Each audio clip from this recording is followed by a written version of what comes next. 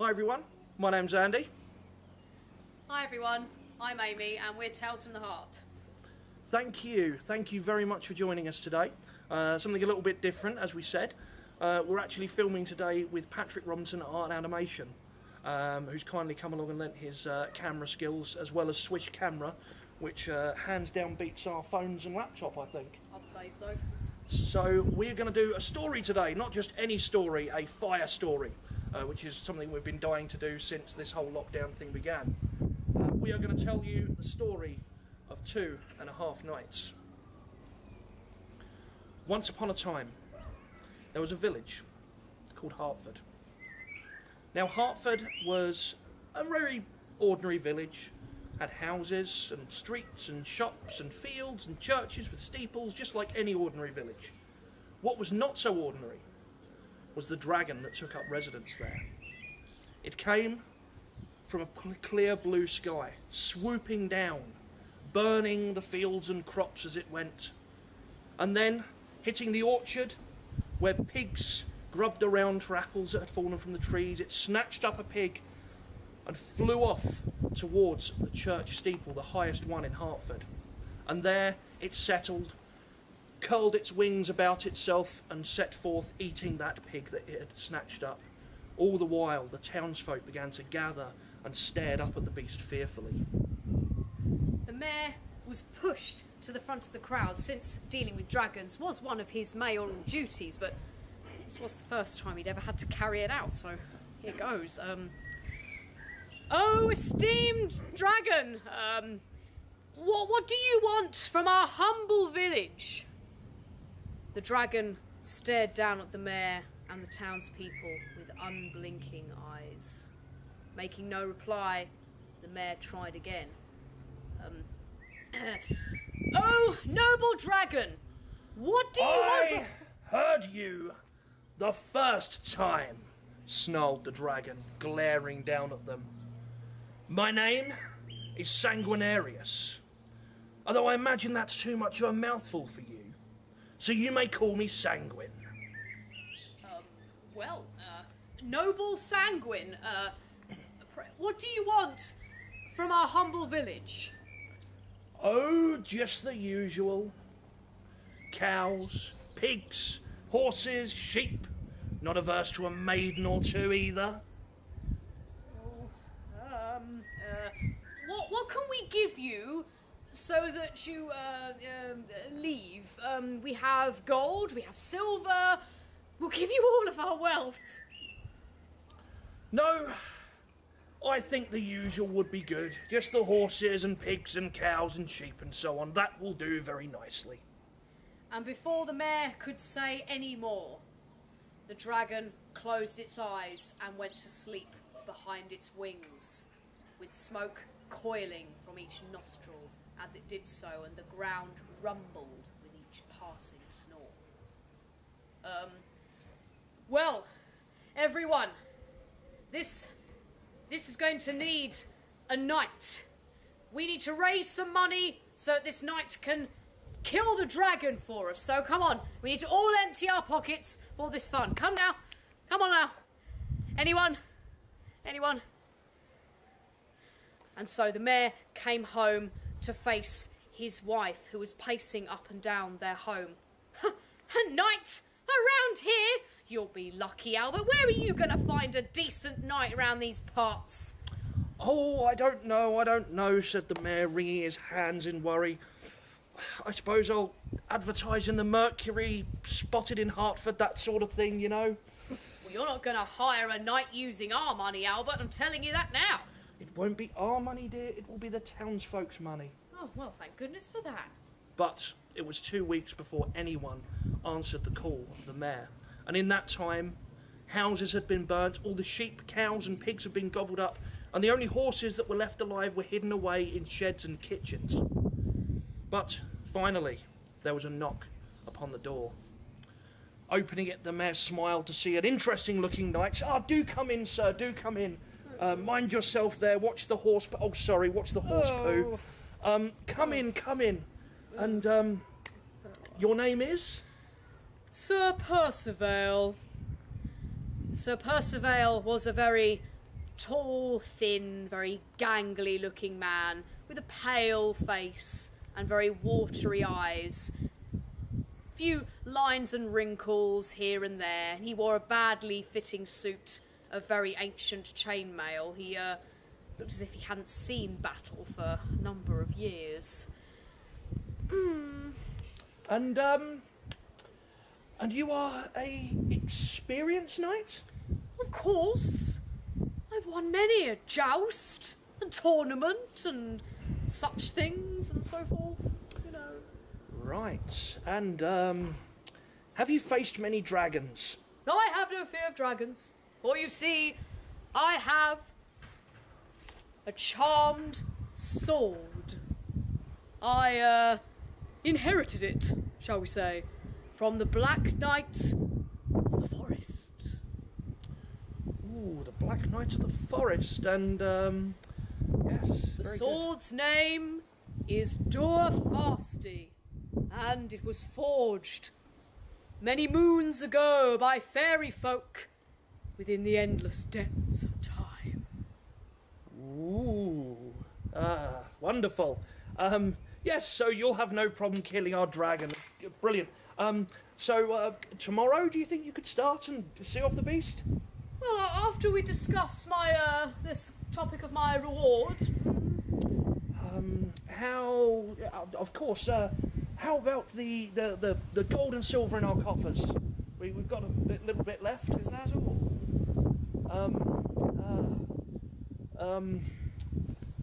Yes, how about my daughter's hand in marriage? Oh, yes, that'll do very nicely. Thank you so much. The mayor's wife slid into the room as Sir Percival was leaving. Albert. Yes, dear? You do know that we don't have a daughter, don't you? Yes, we'll cross that bridge when it comes to it, darling. I take it we'll be adopting then. Something like that, yes. Very good. And so, Sir Percival made his way through the streets of Hertford, looking for Sanguine the dragon. But he didn't have to look too hard, for there he was, in the butcher's shop, raiding the place of anything he fancied, from sausages to ribs to steaks, all that he could have desired as a dragon. There it was. Sir Percival drew his famous sword, Durfasti, pointed it straight at Sanguine, took a deep breath, and said, "Begone, foul serpent!" Sanguine stared at Sir Percival mockingly and didn't flinch, didn't even move. Sir Percival tried again. "Away, foul worm, or I shall set cold steel to your hideous flesh." At this, Sanguine, hating to be interrupted during a meal, physically turned his back upon the knight below. Feeling rather agitated at not being taken seriously, Sir Percival tried again. "Begone, foul serpent, or I shall be forced to cut off your loathsome head with my very charmed sword." And then Sanguine looked straight at the knight, and he set forth a great gout of flame towards him, meaning that Sir Percival darted backwards, dropping his sword to the floor. It clattered to the ground. As Sir Percival got to his feet, he stared, looking at the floor, and found to his horror 100 metal fragments below. And he cried out in despair, "Durfasti!" At that point, the dragon's gaze wandered up to the knight, and smiling, his eyes glittering wickedly, he laughed. Durfasti, yes. Oh, I've heard that name before. The Black Knight of the Forest, yes. Interesting fellow he was when I met him. Crunchy, hard to get out of my teeth. And with that, Sanguine's vast jaws opened wide. An orange flame cascaded out, hot on the heels of Sir Percival, who fled, and he felt the heat upon him as he ran away, and the townsfolk could only hear after that the sound of Sanguine's raucous laughter. The mayor's wife looked straight at her husband. Well, Albert, I hope this next night you've got for us is better than the last one. Oh, I'm sure he will be. I'm sure he will be. He comes very highly recommended. Great reviews online. Yes, there he is now. And he heard the knocking upon the door, and he opened the door. And they come in. Yes, come in. Mind the horse. He's only hungry. I'm sorry. It's nothing. Don't worry. Only a bit of horseshoe on the foot. You know, I'll recover. This knight who entered the space was Sir Agravain, a very handsome, very arrogant fellow. He had hair as golden as a lion's mane, very handsome features, and very shiny plate armour. I hear you've got a spot of bother with the dragon. Well, don't you worry. I'm the man to save the day. Do you, like the outfit? It cost me 1,500 guineas. Oh, yes, it's very impressive, Sir Agravain. And have you got a magic sword as well? Sword? No. Sorry. Should I have? No, I'm sure it's fine. I'm sure whatever you're waving about there will be just as good. Yes. This is the latest thing in dragon slaying. This is a new axe. Huh. This will do the job just fine. Don't you worry, Mr. Mayor. I'll get the job done. Wonderful. Off you go then. Well done. Albert! What? 1,500 guineas? We can't afford his prices. Oh, we'll worry about that once the dragon's dead, dear. Please stop. Why do I always have to think of everything? Oh. And so... Sir Agravain made his way down the cobbled pavement of Hertford. Now that the dragon had emptied the butcher's shop of all of its meat, he now moved on to the baker's. Donuts littered the streets, and fruitcake had been trampled into those cobbles, and Sir Agravain was very gingerly stepping around it, trying not to get any cakes and dough upon his shiny shoes and fancy armour. Oh, dear. And there he addressed Sanguine, who was behind the counter of the baker's. I say, dragon! Meat! I'm sorry? Meat! I want meat. Buns give me indigestion. Well now, look here, dragon fellow, it's high time that you're off, you know, it's no place for you. Be gone, or I'll be forced to dispatch you using my very fancy dragon-slaying axe. And Sanguine belched. And there, out of his mouth, came inky black smoke, covering Sir Agravain from head to foot. He flapped his hands and arms around, coughing wildly. Oh, by Jove! And there he got ready to fight, but he stopped dead. He caught sight of his reflection in the baker's window. It was not a pretty sight, for now instead of glimmering armour that was golden, he now looked as though it had been smithed out of common coal. I can't work under these conditions. No, I won't do it. And Sir Agravain burst into tears and flounced off.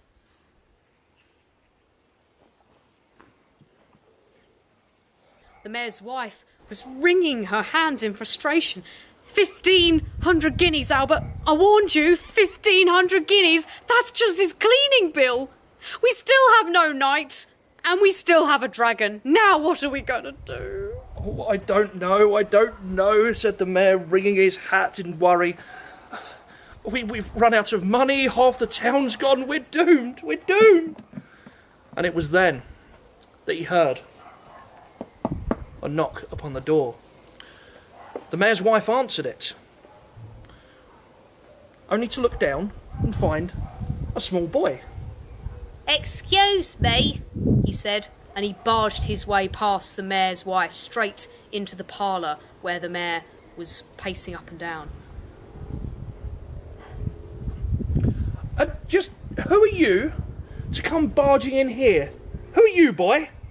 "I'm Sir Egg, and I am a knight at your service." Sir Egg, a knight indeed. Yes. A knight. Half a knight, more like.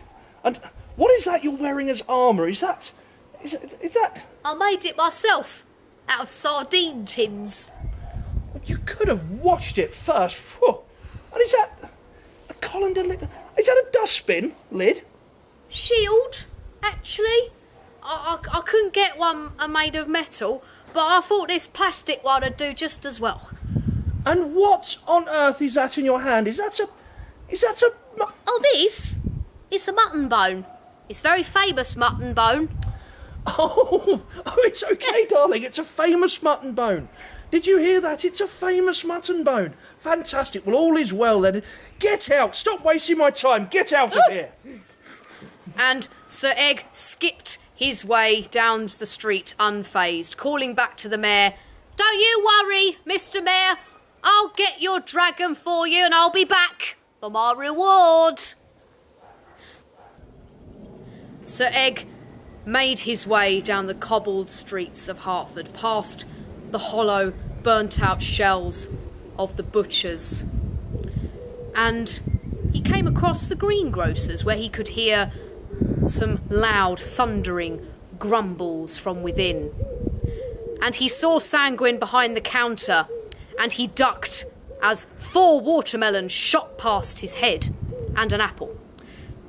He called out, "Hello, dragon!" Lettuce and spinach. Lettuce and spinach, thundered the dragon. What kind of dinner is that? "Oh, revolting, isn't it? I can't stand greens either," agreed Sir Egg. And just who are you supposed to be? "Well, I am a knight." More like half a knight. Still, I suppose you'll be tastier than lettuce and spinach. Come here, you little pipsqueak. And with that, Sanguine came straight towards Sir Egg. Sanguine's vast jaws opened wide and clamped around Sir Egg. He dragged him outside into the street, and he soared way up into the sky, his teeth sinking into the sardine tin armour, not harming Sir Egg. He threw him around in the air like a rag doll, before suddenly, not very high up off the ground, spitting Sir Egg back onto the ground. Ha! That tastes disgusting. I hate fish. Are you trying to poison me, you little rat? Come here. I will fry you to a crisp. And with that, he sent forth a great burst of flame towards Sir Egg. And it caught on Sir Egg's shield. And it sizzled and it crackled, and there was a horrible smell of burning plastic. Phewie! What a disgusting smell! You will pay for that, taking... And he stopped there.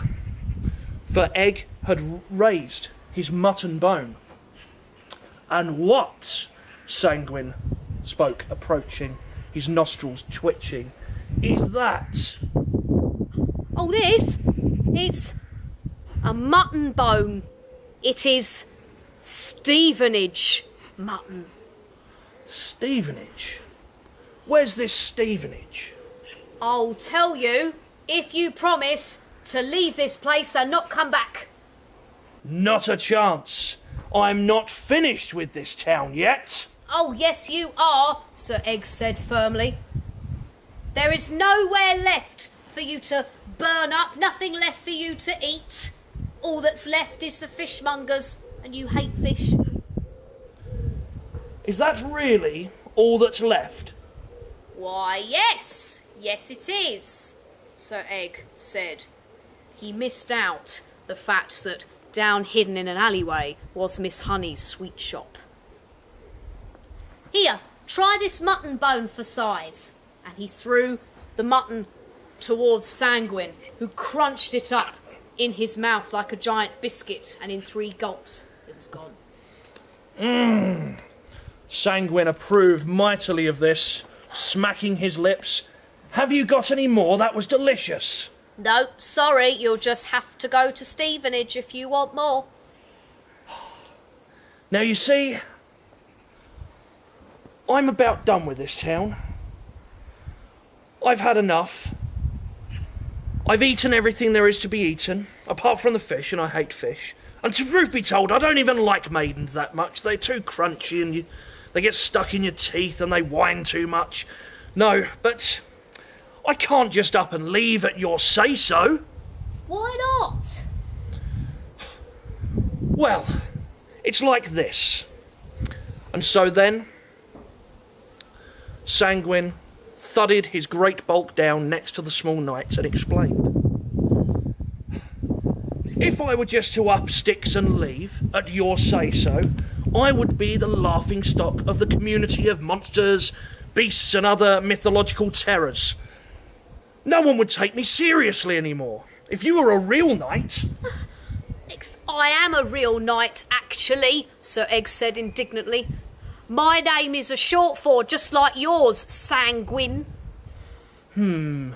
Short for what? Oh, I knew this was coming. Here we go. My full name, which I don't reveal to just anyone, is Sir Egremont Lancelot Horatio de Gramercy. Ugh, thanks, Mum. Sir Egremont... Sir... Say it again? And Sir Egg repeated his rather long name again, and the dragon rolled it around on his tongue. He liked the sound of that. Yes, that could work. Sanguine seemed quite pleased with this. That could work nicely. Say, in my version of the story, do you mind if I make you a 6-foot-tall master of arcane arts and wizardry? No, not at all. Wonderful, then. We have a deal. And he sent forth his claw on the end of his wing and shook the young knight's hand. Oh, this has got to be the first time I've made a deal with a human. Oh, really? Well, not really. I usually make a deal with them and then eat them anyway, but this will be a first. So, where's this Stevenage, then? And so, Sanguine bent his long neck down to meet Sir Egg, and he whispered in the dragon's ear. And then Sanguine flapped his wings, and he took off into the sky, Sir Egg waving him off as he soared across the town. But then he braked suddenly, somersaulted and turned around. Sir Egg readied himself, thinking perhaps he'd changed his mind. But he needn't have worried, for the great burst of flame that came was headed straight for the fishmongers, burning it to a crisp, with giant bits of cod curling up and turning black on their slabs. Sanguine turned back and flew off into the distance, roaring, I can't stand fish! Now, back later on at the mayor's house, the mayor paced back and forward, once more wringing his cap in his hands. Now, boy, I don't think I should pay you. You didn't actually kill the dragon, did you? I know it's gone, but you didn't actually kill it. Well, I got rid of it, didn't I? And anyway, I don't want any gold or silver. I've got no use for it at my age. I just think you come into my house and... Wait, sorry, what? You don't want any? No gold and silver for me. Just all the sweets I can eat forever will do just fine. Thank you very much. Now, this was music to the mayor's ears. Not only did he have a town to rebuild, loans to pay back to the townsfolk with interest, and a horse that just would not get out of his kitchen. It was also a relief to the owner of the sweet shop, Miss Honey, who was so glad that Sir Egg had saved her shop from being caramelised in dragon fire. She awarded Egg all the sweets he could eat for the rest of his life. And as for Sanguine, well, he flew over to Stevenage and rampaged and raided to his heart's content upon that unhappy town. And now is a good time to avoid Stevenage. And if you have to go there, don't forget your sardine tin armour and your mutton bone. And that, my friends, is the story of 2.5 Nights. Thank you very much. Thank you for joining us. I hope you enjoyed it. We certainly enjoyed telling it, didn't we? Absolutely. It was great to get some fire breathing done again, definitely. Now, normally at the end of that, when we talk about Miss Honey Sweet Shop, if you've come to one of our live shows before and we've done that, we hand out sweets to the audience. We can't do that at the moment. Sorry. So give yourself a sweet, and yes, apologies to Stevenage as well. We love you, really. I just want to say thank you very much for joining us again, and thank you for Patrick from Patrick Robinson Art and Animation. Thank you, Patrick.